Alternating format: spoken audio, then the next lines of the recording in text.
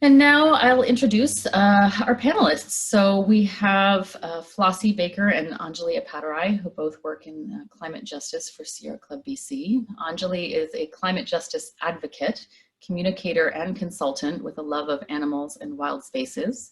She began her career working with youth and social movements from around the world to influence the United Nations climate negotiations. There she learned about the power of social movements to bring about a climate just future.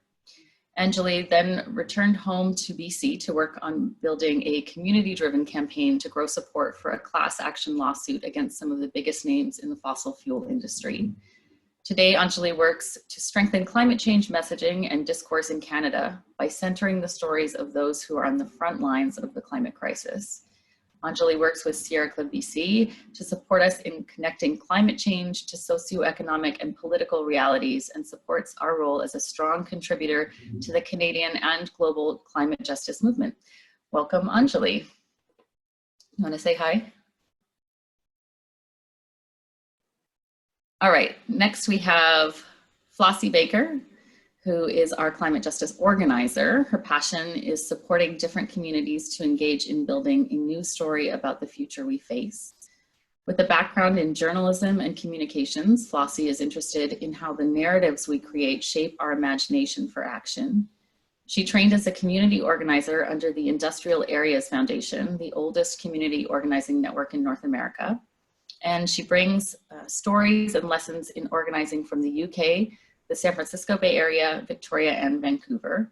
She now focuses on building relationships with unions and faith traditions, and she is based in East Vancouver. Welcome, Flossie.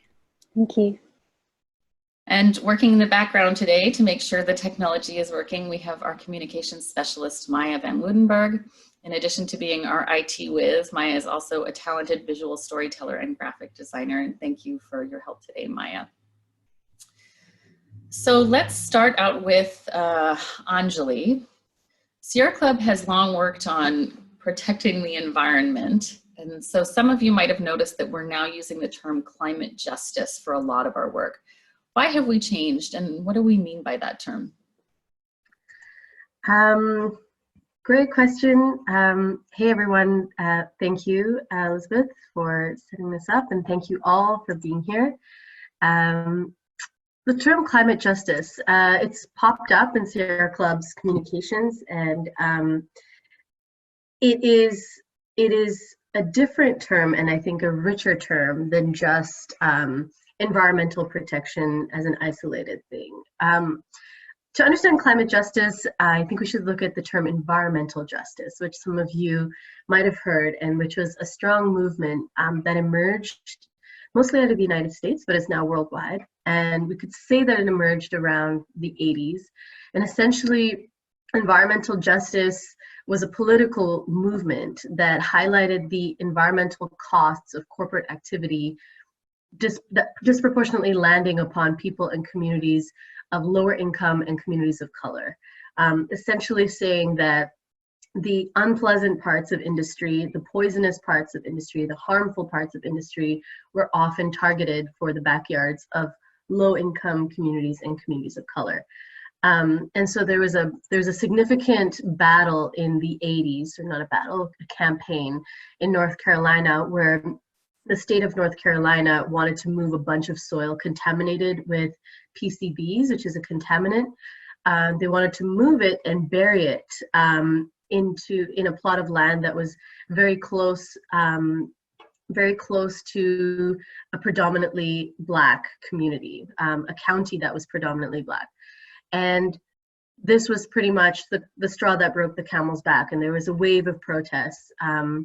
And a bunch of people blocked the trucks holding the PCB laden soil, and it was a whole thing that got written into the history books as one of the first environmental justice battles. Unfortunately, that first battle was actually lost, so North Carolina ultimately ended up burying that soil in that community. But that controversy sort of crystallized this idea that environmental problems and environmental offshoots of industrial activity disproportionately burden low-income people of color. And climate justice emerged as a furthering of the environmental justice concept. And it reminds us that the climate crisis is just as much an economic and political issue as it is an environmental one. And it understands that unequal economic and political systems create and exacerbate climate change and ecological harm, and the two create a vicious cycle together. So fundamentally, the term climate justice says that those who are least responsible for climate change suffer its worst consequences. And those tend to be the most vulnerable of the world. On a global scale, we say it's the global south and indigenous peoples around the world. So essentially, colonized peoples is what we call roughly the global south. And even right here in Canada, it's the indigenous peoples, the low-income communities, and the communities of color in Canada as well. And it's the ugly truth of climate change, and that's why there's no one solution that fits all when it comes to the climate crisis.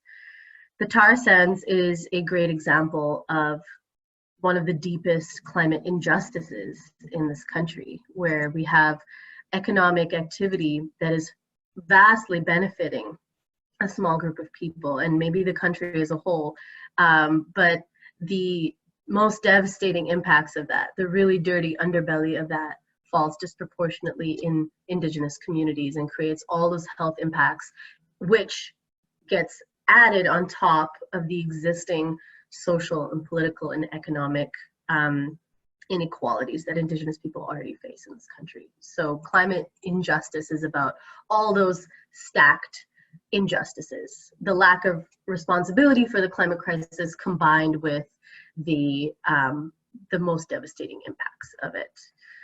So how did we get here? I just want to give, at the risk of being a talking head for too long, I just want to give a very brief history or a brief example of why ecosystem health and environmental health is so tied to economic and political equality and how we got here. And this story very, very much begins with colonialism. So let's go back a few hundred years and talk about colonialism. So colonialism went on, and we're going to do this in very broad strokes, because if we were to do it in detail, we'd be here all day, all year. So colonialism went on for hundreds of years, and essentially what it did was transform the colonies into extraction sites of what the colonizing country needed at the time. So labor, resources, resources like all kinds of natural resources and cash crops and gold and textiles. And it was all based on this hierarchy, essentially, of that some countries deserved to dominate over others. And this all stems back from the Enlightenment era thinking that humans have the right to dominate nature, manipulate nature. And then that thinking extended into some humans have the right to dominate and manipulate other humans. And so there was this huge stream of resources being taken out of the colonies and sent into the empire states. This actually had massive environmental impacts, as you can imagine, on the colonies, because in order to transform them into the most productive resource sites possible, they had to change the ecosystems drastically. So where there had been rich agriculture and wild food before, there were now plantations. A great example of this, I'm from southern India, and we're just about 25 kilometers from Sri Lanka. And Sri Lanka was a great example of this tiny little teardrop-shaped country, and it had extremely rich agriculture and agroforestry practices before colonialism. But the Dutch and the British decided that it should be a rubber producing colony. So a lot of Sri Lanka's ecosystems were just decimated and turned into rubber plantations. And the soil has not recovered from that to this day. So ecosystem health is definitely a colonial legacy in so many ways. So then in the mid-1900s, there was a wave of independence and a lot of the colonies became free. But because their economies had been transformed and structured around extraction, they continued to exist in this sort of new type of colonialism, this economic dependence. And this was aided by the ecosystem breakdown that occurred during colonialism. Take Sri Lanka, they couldn't do anything else but be a rubber plantation because the soil and the forests were gone and the soil was depleted of its nutrients, so it could only really exist as a plantation. So there was this new type of economic dependence that was happening, and a lot of the newly independent colonies started to struggle financially, economically, and socially. Now, if we go back a little bit further, the previous century had seen a big change, the Industrial Revolution. And during this time, the colonies had assisted their colonizers to expand the machinery and the industry and the production. And the Industrial Revolution was amazing for the world in many ways because we'd never seen this much progress and growth in such a short time. There was amazing technology developed during this time, but also it was the first time that we began emitting so much CO2 into the atmosphere that it created the conditions for climate change as we know it. So the colonizing countries, now known as the Global North, Canada included, reaped the benefits of the Industrial Revolution, and it set us down this path to wealth and human development and to the place that we are now, all while producing the lion's share of emissions that eventually created climate change. And the newly independent colonies in the mid-1900s were struggling economically, socially, and politically. And they were struggling so much that in the late 80s, following several financial crises, Global North decision makers, about 40 countries, got together in a meeting called the Bretton Woods meeting, and they came together with the goal of creating a new world order, a new monetary world order, but really it was a total new world order.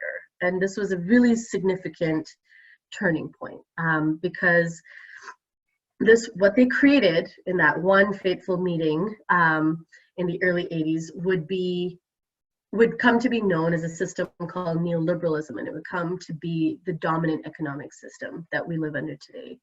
So the first thing that happened out of that meeting was that two major institutions were created, the World Bank and the IMF.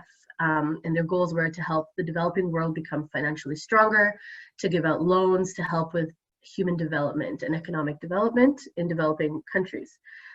Then they created a policy package of 10 principles called the Washington Consensus. And this policy package was all about privatizing, deregulating, opening trade borders, transferring power to multinational companies, all about deregulation and privatization, and inviting foreign investment. So while these developing countries, ex-colonies, were struggling to recover, essentially what the neoliberal system did was say, okay, you can get help from these financial institutions, the World Bank and the IMF, but in exchange for that, you have to implement the Washington Consensus principles. You have to do these 10 principles of deregulating and privatizing and opening your trade borders. And so there was these were known as structural adjustment programs, and they were sort of forced essentially upon developing countries. And the outcome was massive inequality, massive poverty on the rise in these countries because the government had actually less power than the multinational companies that were allowed access after that point. It also created sacrifice zones where there's massive economic growth in the rest of the world needed cheap labor, low labor standards, and little to no labor laws, and it needed to create massive ecosystem damage in order to exist and to create progress in other parts of the world. And so this decimated the ecosystems in these sacrifice zones even more. And probably the biggest thing that happened from these structural adjustment programs was there's a huge burden of debt placed upon the developing world, compounded year after year, which essentially placed them in a cycle of continued dependence, and what many would call neocolonialism. So this is neoliberalism. It's been our dominant economic system. It has created massive inequality. I think there's a growing perception now, especially in the context of this pandemic, that it's a system that hasn't worked for a lot of people. It has left so many people vulnerable. It has marginalized so many people, and created so much inequality. And it has created massive ecosystem damage because neoliberalism prioritizes progress and profit. And it needs sacrifice zones and it needs massive extraction in order to do that. And so the neoliberal policies have overridden environmental laws and protections all over the world. And it's allowed massive wealth accumulation by very few. And it's of course generated massive emissions and allowed the climate crisis to grow into what it is today. And so a lot of the developing world sort of had their hands tied because they were in these contractual obligations with the massive financial institutions. And so that's kind of, sorry to be long-winded, that's kind of how the climate crisis is such a colonial legacy in so many ways. And it is definitely a product of the unequal neoliberal economic system. So what is climate injustice? If we've talked about climate justice, how does this actually play out into how the world is experiencing climate change? I'll just show you a little map, which probably many of you have seen. So this is a very rough map of essentially the climate impacts, vulnerability, and they call it winners and losers in this map. And it's essentially showing the countries that have benefited from emissions versus the countries that have really not benefited, the sort of losers versus winners. And it shows very starkly in this map, because it's a bit simplified, that it falls along the lines of the global north and the global south.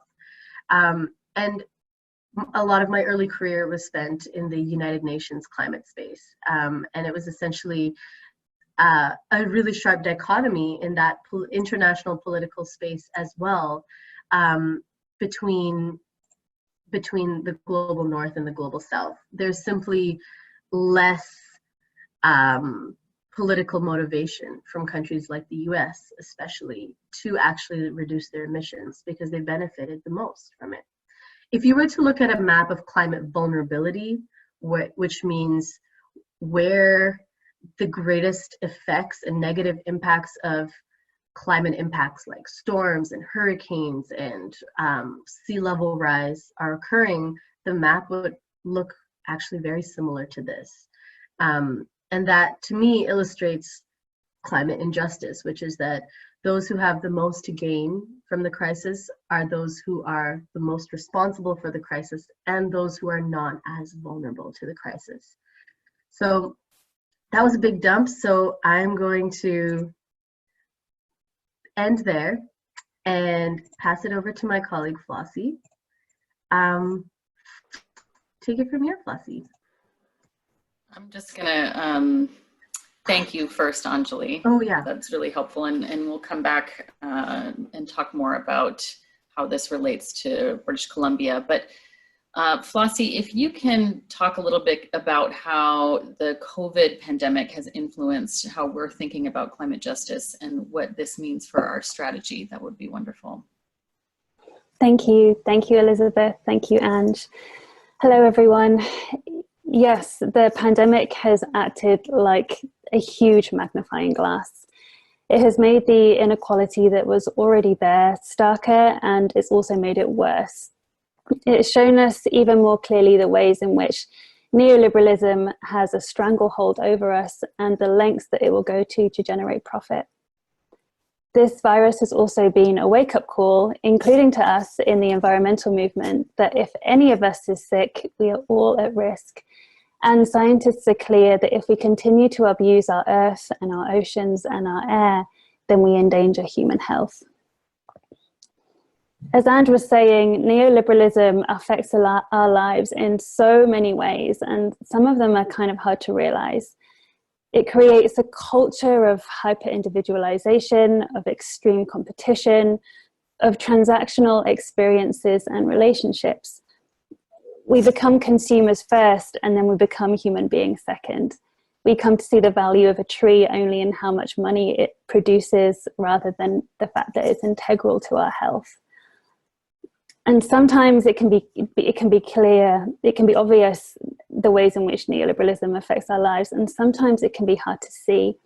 And there's a quote by Derek Jensen that I just want to quickly share, because I think he captures really, really well the link between neoliberalism and ecological destruction. He says, "It would be a mistake to think that this culture, neoliberalism, clear cuts only forests. It clear cuts our psyche as well. It would be a mistake to think it dams only rivers. We ourselves are damned by it as well. It would be a mistake to think it creates only dead zones in the ocean. It creates dead zones in our hearts and minds as well." So organizing for any kind of justice in the age of neoliberalism is really tough. And to help explain why, I'm just going to show you a quick diagram. So just let me share my screen.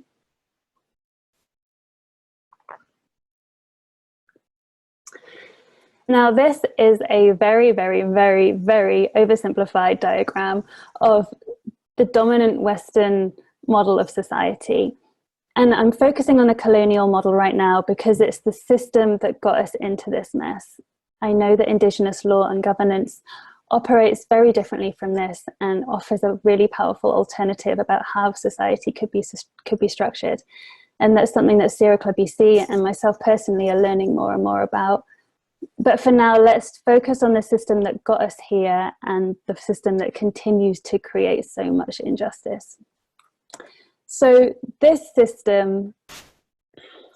diagram, shows the market sector, the government sector, and the community sector. The community sector, sometimes it's called the civil sector. This is where Sierra Club is. The community sector is made up of non-profits, of labour unions, of faith communities, of sports clubs. Now, under neoliberalism, the power of the market sector, the power of that circle has grown and grown and grown. And it's had a crippling effect on the community sector. So much so that I didn't feel like I could even draw that as a circle. I kind of drew it as this exploded firework because the civil sector, the community sector is so fragmented. We've been gutted, we've been hollowed out, we've been starved for resources and forced to compete with other organizations in that space for time and very scarce grant money and space. And so we've been intentionally siloed. And that's terrible and devastating because the community sector is really, really important. It's the space in which people combine their voices and come together to be able to push back against the power of the market. And so it needs to be strong. And so this is the context in which Sierra Club BC finds itself. We are trying to shift this system that is extremely powerful and designed to self-perpetuate, and to do that alone or even with only other environmental groups in our little silo seems a little bit futile. So the most effective way to do that is with other organizations in the community sector, like labour unions, like faith communities, like sports clubs. And in order to be able to work with these other organizations effectively, we have to figure out where all the issues that we care about overlap. Each small civil society organization has its own issue. Some of these organizations really, really care about feeding people. They care about keeping food banks well stocked. Some of them work on improving wages. Others concentrate on affordable housing. And some of them really, really care about the climate crisis. And so we cannot let these issues be in competition any longer. Using a climate justice lens means that we don't have to choose whether or not we care about housing or mental health or climate change or nature protection the most. We're allowed to care about all of these issues and work more effectively with other organizations to look for solutions that move the needle on all of them simultaneously. So to summarize, the frame of climate justice allows us to acknowledge that colonialism and neoliberalism created and continue to exacerbate the problem. It reminds us that ecosystems and humans are not separate. And it reminds us to look for solutions that do not drive inequality deeper, but strive for greater balance. So a solution that hurts one part of the whole isn't actually a solution at all. And to just demonstrate quickly what I mean by that, I want to share a quick story of that I heard from some staff at Unite Here 40. Unite Here is the union that represents hotel workers. Now, there's a scheme in many of the big chain hotels called the Green Choice. Many of you might have seen it in the hotels that you've stayed in. When you make your booking, you're invited, whether or not you're invited to partake in the Green Choice, which means that you can choose not to have your laundry or your bedding washed for the duration of your stay, unless you cut down on water usage and the amount of cleaning products used. And so many people take part in this Green Choice scheme thinking that it's a good thing.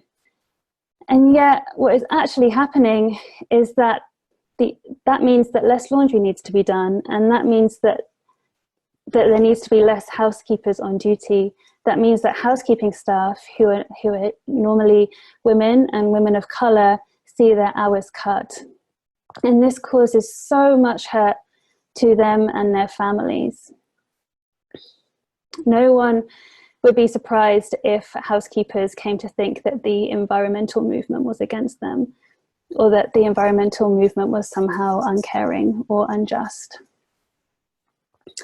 So what we are really saying when we talk about climate justice is that if we don't protect ourselves from what is coming, if we want to protect ourselves from what is coming, then we have to protect everyone. So this means, in terms of Sierra Club strategy, this means that we have already begun and will continue to work across the community sector to try and build relationships with diverse organizations that are outside of the traditional environmental silo. And I want to end by saying that this really is an incredible opportunity to reimagine what nature protection can look like. It really is a time to resist working in silos. It's an opportunity to build relationships across sectors and traditions, and to be enriched and transformed by that experience. The brilliant thing about working from a climate justice frame is that we are all needed. Relationship building with people who look at the world differently from you is some of the most strategic climate justice work that any of us can engage in, and we can all do it. And on that note, Elizabeth, I'll hand it back to you. Great, thanks, Flossie. And I think you can stop, sharing your screen. Wonderful, I really appreciate that. So I hope that this has given us enough of a jumping off point to start some discussion.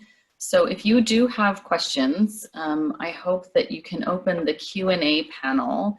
To access that, you should be able to hover your mouse near the bottom of the screen. If it's not already showing, an ellipsis should appear with the 3 dots and the word more, and that should bring up the question and answer panel, and you can ask your questions there. So the first question is about neoliberalism and why do they think that way, and when did they get to power, and why are they so different from indigenous teachings? Anjali, can you talk a little bit about the Terra Nullius and the Doctrine of Discovery? Yeah, I mean, great question. Why did they think that way? The European Doctrine of Discovery, we were familiar with it in a Canadian context because the Europeans came here and essentially thought, this is Terra Nullius, there's nothing on this land. Ignore the indigenous people who have lived here for thousands and thousands of years and whose land this is. They assumed that there was nothing there. And that came from, I mentioned this before in my initial comments, but that came from, if we're gonna paint really broad strokes, an Enlightenment era school of thought that was about duality. Duality was being uplifted and celebrated centuries ago in Europe for finally sort of articulating the difference between mind and body and man and nature, and that essentially created this what we know today as colonialism or white supremacy, where literally the world was a board game for the use of humankind, and actually mostly just European humankind. And all the parts of it, the trees and the rocks and the rivers, were pieces on that board game to be moved around and to create the structures that we needed to survive. And so it's actually, I can't go into it more, but it's a moral philosophy that that was the root of that type of thinking, and that was the root of why Europeans came to this land and thought, let's kill the people who lived here before because their lives matter less than us. We need this land. It's our board game. And so that's the philosophical root of it. And then the political one is just power, right? Land equals power. You should really check, I'm sure many of you have already, but the Secwepemc leader Art Manual, who passed away a few years ago, his writing has shaped me so much, and he wrote a really, really beautiful book called Unsettling Canada. It's a great read, and it talks about how land is at the root of this, because land is the removal of land is what decimated the social and cultural and political and economic power of Indigenous peoples, and what created colonialism as this violent ongoing era that we know of it today. So it was about land. It was about power, land, and dominance, essentially. Thanks, Anjali. And then I also do invite you, maybe Maya, if you can do a quick search on our website and post a link to the Balancing the Canoe document in the chat, that would be really terrific. So one of the things that Sierra Club BC did is that we issued a statement of accountability that talks about our complicitness in perpetuating this, idea that it was empty land here in North America. And so when we were campaigning for parks, we were unintentionally, systematically removing Indigenous people from the territory that they lived on, and that they had really effective and sophisticated land management practices for. So when we advocated for these parks that were set aside, we not only harmed those communities, but we unintentionally also harmed the ecosystems that had been managed actively for tens of thousands of years. And so this is one of the reasons that we're really trying to, shift our approach with Sierra Club BC, is to take into consideration the social implications of what our campaigns are calling to do. And so we have this document. Maya has shared the link. You may need to copy and paste it, but I encourage everyone to take a look at that document. And our new executive director, Hannah Askew, led us through this process, and her background is in environmental law and Indigenous law, and it's a really lovely document. So I hope you will take a peek. And then let's go to another question from Patricia. Why aren't we calling for a healthy life for everyone? Calling it climate justice might be more oblique than we need to be now that COVID-19 has taught us that if one person is sick, even if they are poor or Black or from somewhere else, everyone is in danger, and that our human health depends on planetary health. Plus, I think civil society cares about other issues, but we're forced to work on one or two. So calling it health allows us to work as part of a greater story that includes us all, even those who don't see themselves as involved in injustice, like sports clubs. Flossie, do you want to speak to that point? I think Patricia kind of said it all, really. I do think that the terrible organizing gift from this pandemic is that we've come to see that health truly is the thing that people across all these silos can get behind. And it's kind of exciting for us in the environmental movement because there is so much messaging there and narrative that we can work with about how the health of our ecosystem, the health of the natural world is so intimately connected to our health. I would love to see kind of policy packages coming out of COVID-19 that are kind of framed as a healthy road out or a healthy path forward, because it really is just such a unifying topic. That's great. I feel like both of you could talk a little bit about this, but we have a question from Paul who is asking, how are we proposing to change the system that we're talking about here? You want to take a stab at that, Anjali? Yeah, I was just going to say Flossie because that's kind of a note that you ended on so inspirationally. And then I can go after you. You sure? Okay, well, I mean, I would say that one of the best ways that we have to tackle this system is by getting the community sector organized. And on the ground, that literally looks like building strategic and intentional relationships with organizations that are outside of the environmental movement. And so if you are listening to this webinar and you are a member of a faith community, if you're a member of a union, if you are a member of a sports club, and you want to help us take these intentional conversations and relationship building further, please get in touch with me at the end of this webinar. And maybe Maya, could you put my contact details in the chat? And I would love to be in contact with you about organizing something within your group and within your network. Thanks, Flossie. And I think it was from the same person, Paul, who asked about what other like-minded organizations do you connect with about these issues. And of course, there's the usual suspects, so to speak, where we work very, very closely with the Wilderness Committee. We partner with Raven on the Pull Together campaign, which is raising legal funds for Indigenous nations to appeal the NEB approval of a pipeline on their territories. And we obviously work with eco-justice when we are in the courts, and West Coast environmental law.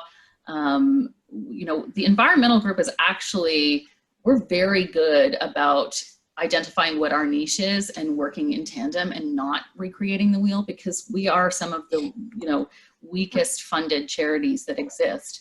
So when we talk about other like-minded organizations, what we're really aiming to do is to get outside of that box and to find common areas outside of the environmental movement, because we simply don't have enough power to move the needle on our own. And we do need to find ways to strengthen additional connections. Flossie, do you want to talk a little bit about some of the other groups that you've been doing relational organizing with?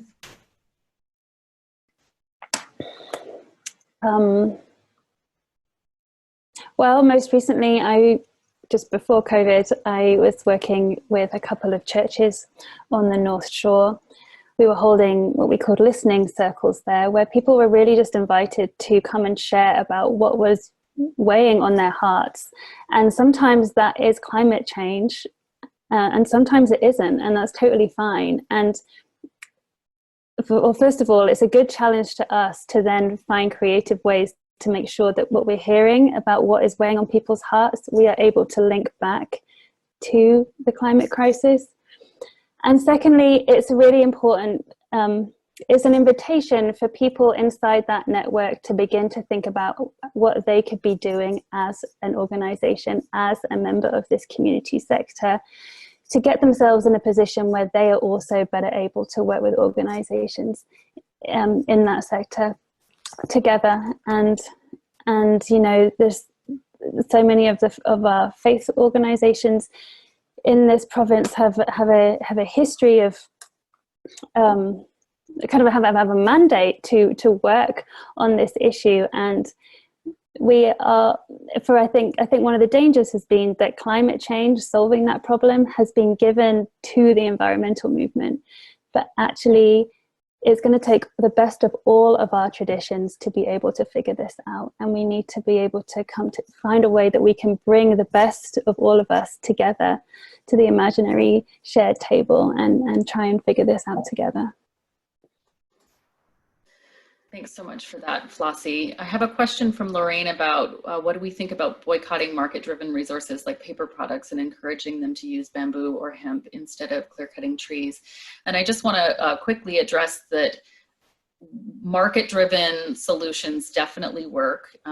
The market-driven solution in the Great Bear Rainforest Agreements was one of the biggest factors in getting those agreements passed, where Victoria's Secret was using pulp from the Great Bear Rainforest to produce their glossy magazines. And so there was a big campaign that was run called Victoria's Dirty Little Secret.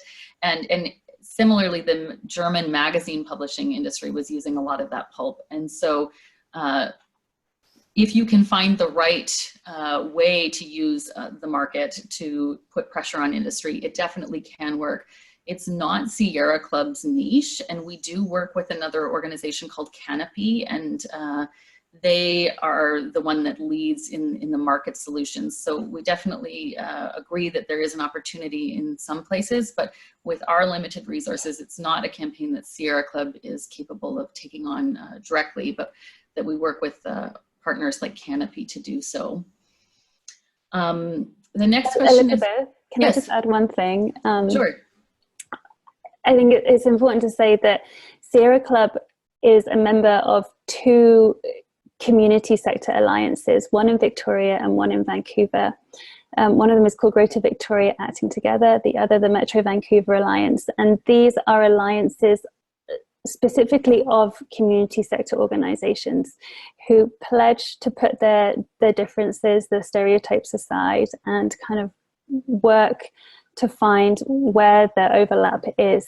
And I think that that is just a really strategic move by Sierra Club to make sure that we are intentionally in the mix with organizations that aren't traditionally part of the environmental movement. Thanks for that, Flossie. The next question is from Joan. She says, nothing will change internationally if the states continue to ignore the South and science, and if they rely on consensus. At COP26, the states should strive for consensus with a fallback on 75% on each article in the agreement, and then the South would have a voice. Would Sierra Club agree to lobby internationally for that? Do you want to talk a little bit about our international work, Anjali? Yeah, thanks for the question. I mean, for me, this issue is very close to my heart because I don't think we can have climate justice in an isolated way. I think we always need to see ourselves as critical players in a global community. And I think sometimes it's easy for the environmental movement to lose sight of that, but it's absolutely critical. And so Sierra Club advocates for Canada's fair share. And the fair shares concept is an international concept.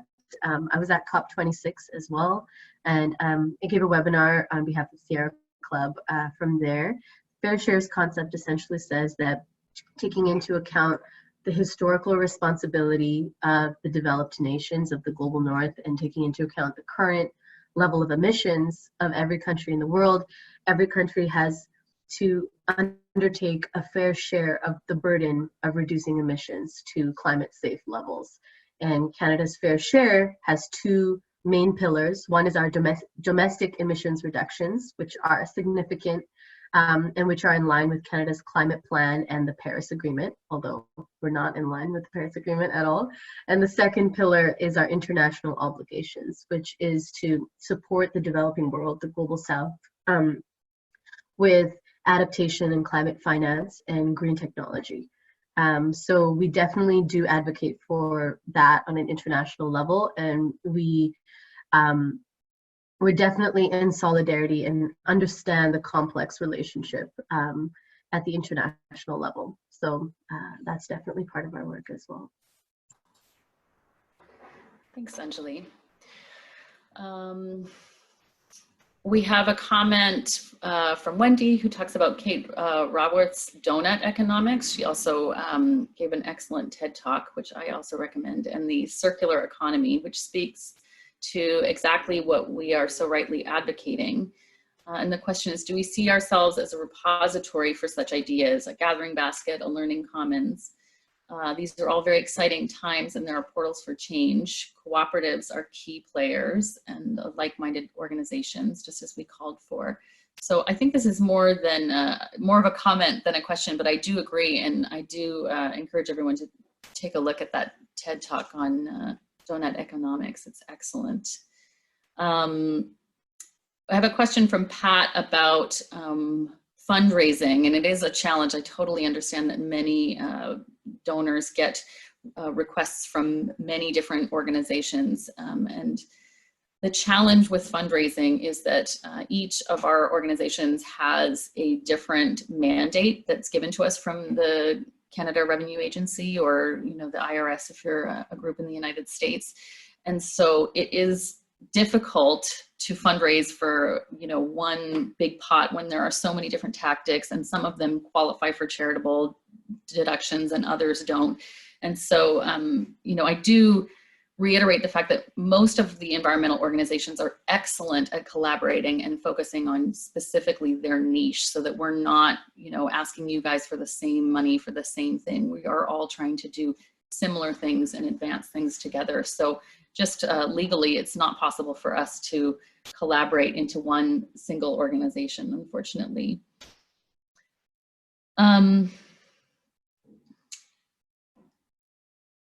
Sorry, I'm having a hard time. These questions keep adding and moving on my screen. Someone mentioned cooperatives as a way of bringing communities together. I've wanted to organize an investment cooperative to support local entrepreneurs, and now an agricultural cooperative to purchase a working farm to help ensure food security for our community. Do you know how one can get more information on forming a cooperative in BC? It's a good question. I don't know. If either of the panelists do, we can always look it up afterwards. Although we don't have who wrote that question, so it would be difficult for us to follow up with you if you don't share your contact information. Maybe if you want to ask that question by email, you can send it to one of us, and we'll do some research and see if we can find that out for you. Roz has a question about, where does Indigenous leadership and participation figure in your organizing? Do either of you want to take a stab at that question, or should I answer that? I'm happy for you to, and I can add to whatever you say. Sure. So just to begin with, Sierra Club has been working very closely with our mentor, Charlene George from the Tsuut'ina Nation. And we've hired her and 2 other young Indigenous women on contract to help us in our process of learning how to engage with Indigenous communities respectfully. And so, to be clear, we're very much at the beginning of this journey. And, we've made a commitment in our new strategic plan that working with Indigenous leadership is a priority for the organization. And, having made that statement of accountability, we've recognized that it's something that we need to continue to work on. It is one of the target audiences that we've identified in terms of being able to effectively bring the groups to the table that we all need to make a big difference. We absolutely know that we won't be able to do anything without the leadership of Indigenous people, and finding a way for us to actually get behind them, as opposed to the conventional approach of telling them what we think is best. We really want to be able to create the space to uplift and uphold what those communities are already doing, because they are quite active and organized, and so we just need to be able to position ourselves in a way where we can offer what strength and resources we have to be able to support them. So do you have anything else to add on that?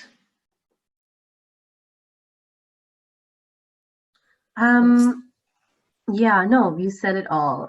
For me, I think the philosophy, the political philosophy of climate justice that we're working with here, and the understanding that it is the climate crisis is a product of our colonial and neoliberal context. I think there is a real desire from the entire team here at Sierra Club that's being reflected in our campaign work and our political goals, that Indigenous leadership is the way forward. There is no, we cannot look to the same logic of capitalism or neoliberalism to move to a different paradigm. And Indigenous knowledge has always been the antithesis, the opposite logic to the logic of extraction and of relentless profit and growth, growth without limits. And so especially here in our Canadian context, it's absolutely imperative. And I think Sierra Club reflects that in the campaigns we choose to support and the Pull Together campaign that we've been working on for many years as well. The strategic plan is absolutely beautiful, so I really recommend that everyone check it out.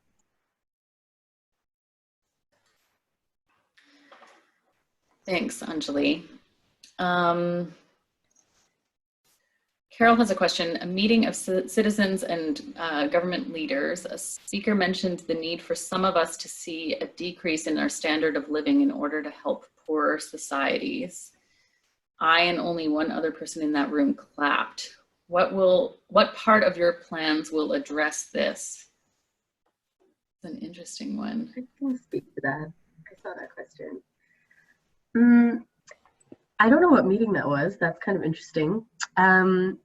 But my philosophy on this is, in order to actually move to a safe level of climate change, in order to actually stabilize and move past the climate crisis, we have to do a restructuring. Flossie spoke about that. We have to come together as civil society. We have to, especially in light of this pandemic, call for something better to be rebuilt out of what we currently have, because the pandemic has really highlighted to us that there's so many parts of this economy that are not working for so many people, and we don't want to leave anybody behind going forward. That being said, a true transition to a low carbon or zero carbon economy, which we have to be by 2050 at the very, very, very latest, will be painful for the whole world, and it might be a little bit painful for us as well. And that it might not be. It might be that we just reduce our consumption on all levels, from the industrial to the individual. And I do think the industrial is more important than the individual. But I do think that the concept of climate justice still rings true here, that the costs of that will fall harder upon the most vulnerable amongst us. So it's not really about us living worse so that someone can live better. It's about all of us sharing that burden in a fair and just way. And I don't think we're going to be worse off while other people are going to be, happily skipping into a brighter future. I think everybody has to share that burden in a good way. And we will experience limits on our lifestyles, but maybe that's a good thing. Thanks, Anjali.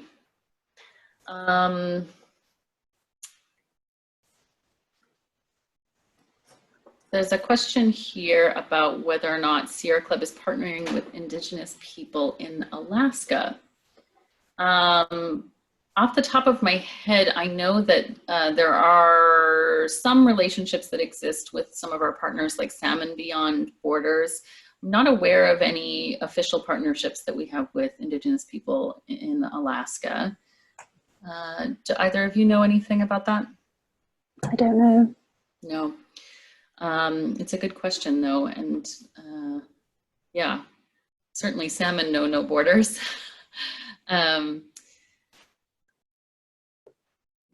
We have another question about Sierra Club International being a member of the IUCN, which I'm not familiar with what that acronym is. But when this person was at the IUCN AGM in 2016, they supported the flawed COP21 agreement. Could Sierra Club BC become a member of the IUCN and urge the Sierra Club International to take a climate justice position? It's an interesting question.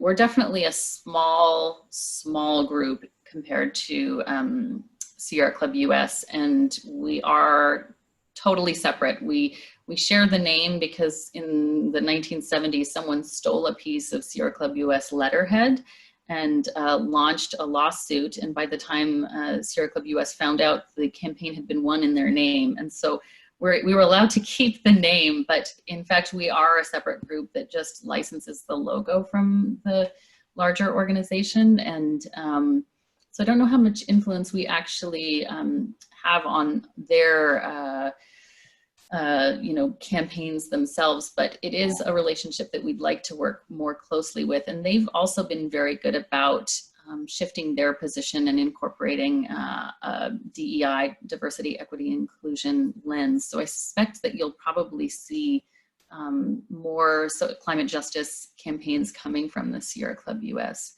Do either of you have anything to add to that? No. Yeah, when we're in international contexts, we're always pushing for the larger organizations, especially the ones that we share a name with, to adopt better positions. And it's just a fact of life that some of the large international organizations in the same sort of boat as Sierra Club International have been historically pushing for solutions that aren't very climate just. I'll just say that frankly. And we're a completely different, we're a totally different set of political goals and beliefs, and we're always pushing for that when we manage to be in international spaces. Okay, I think that's probably all the time we have for today. It's 12:57, so if we haven't answered your questions, we'll try and put together a little follow-up document and send by email. Is there anything else that either of the panelists wanted to say before I officially end? Thank you so much for being here. And if you are part of a different organization and do want to be part of this intentional relationship building, please reach out to me. I'd love to hear from you. Thank you so much for joining. It was really lovely to hear and engage with the questions. Everyone's so well informed, and I got a lot of great resources out of it. So thank you. Yeah, and I'd like to reiterate that as well. I really appreciate that everyone has taken the time to join us today. Indeed, if you're a member of another community and you'd like to begin a conversation about how to move the needle and how to build power in civil society, then please do reach out to either me or Flossie. And it doesn't mean we're asking you to plan a rally, but even just initializing a conversation with a group that maybe doesn't talk about climate change right now, you might be surprised what comes up. And then lastly, of course, I would not be doing my job if I didn't remind all of you that Sierra Club BC does run on the generosity of individuals like you. So if you are not already a member, I certainly do encourage you to become one. We particularly need monthly donors, and I like to think of how I spend my money as an expression of what I care about. And so when I realized that when I was spending more money on gas for my car than I was on the causes that I cared about, I knew I had to make a change. So I personally make a monthly contribution to Sierra Club BC, and I ask you to consider doing the same. And again, thank you so much to our panelists. Thank you, Maya, for manning the chat box and helping us today. And I hope we can continue this conversation with all of you. Have a great afternoon.